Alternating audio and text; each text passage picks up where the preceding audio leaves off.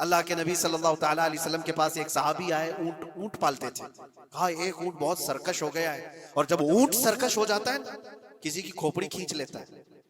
अब वो उसी वक्त सर को पकड़ लिया तो आदमी वहीं खत्म हो जाए। वो किसी के काबू में नहीं आ रहा था, हुजूर के पास आए। रसूल पाक सल्लल्लाहु अलैहि वसल्लम ने फरमाया चलो मैं चलता हूँ, देखता हूँ। सहाबा कहते हैं हुजूर जब चलने लगे तो हमें खौफ हुआ, डर हुआ कि ये ऊंट बिदक गया है, सरकश है, कहीं कुछ नुकसान ना पहुंचाए। और तन्हा मेरे मुस्तफा सल्लल्लाहु अलैहि वसल्लम आगे बढ़ते चले गए। सहाबा कहते हैं हमें डर लग रहा था, लेकिन मेरे अजीजों वो रहमतुल लिल आलमीन है, सबकी रहमत बनकर आए। नबी पाक सल्लल्लाहु ताला अलैहि वसल्लम जब करीब गए तो ऊंट कोई सरकशी नहीं किया, कुछ नहीं।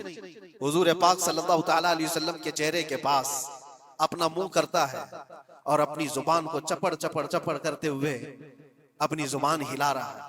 और हुजूर पाक सल्लल्लाहु ताला अलैहि वसल्लम ऐसे सुनते जा रहे हैं जैसे किसी दानिश्वर की बात सुन रहे हैं।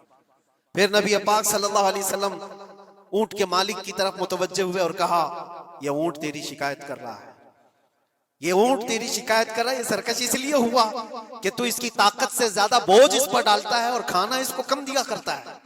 क्या ये बात सही है? वो जो बद्दू थे, जो ऊंट के मालिक थे, उन्होंने चेहरा झुका लिया और कहा वादा करता हूं हुजूर पाक सल्लल्लाहु अलैहि वसल्लम से कि उससे ज्यादा, उसकी ताकत से ज्यादा बोझ नहीं डालूंगा और उसका चारा, उसके खाने का इंतजाम रोजाना किया करूंगा। नबी पाक सल्लल्लाहु अलैहि वसल्लम ने उस ऊंट की रस्सी पकड़ी और मालिक को दे दिया। फिर वो ऊंट उसी तरह ताबेदार होकर निकल पड़ा। ये इस्लाम में मेरे आका सल्लल्लाहु ताला अलैहि वसल्लम का अदल तो देखो, उनकी ताकत से ज्यादा का बोझ डालने का हुक्म नहीं है।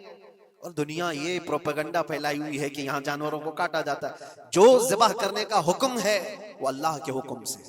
मेरे रब तबारक व तआला ने खुद जान डाली, हमारी जान का भी वही मालिक है, जानवरों के जान का भी वही मालिक है। अगर अल्लाह का हुक्म ना होता तो हमें चूंटी मारने की भी इजाजत नहीं, अल्लाह का हुक्म ना होता तो हमें किसी को भी कुर्बानी करने की इजाजत नहीं होती।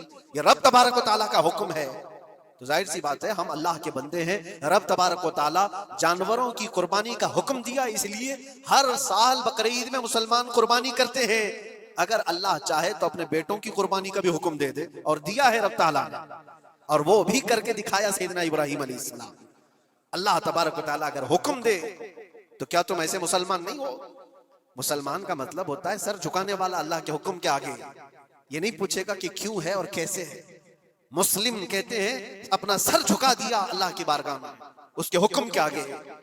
अल्लाह तबारक व तआला हमारी जानों का मालिक है। अगर वो चाहता तो हमारी कुर्बानी का हुक्म देता, हमारे औलाद का।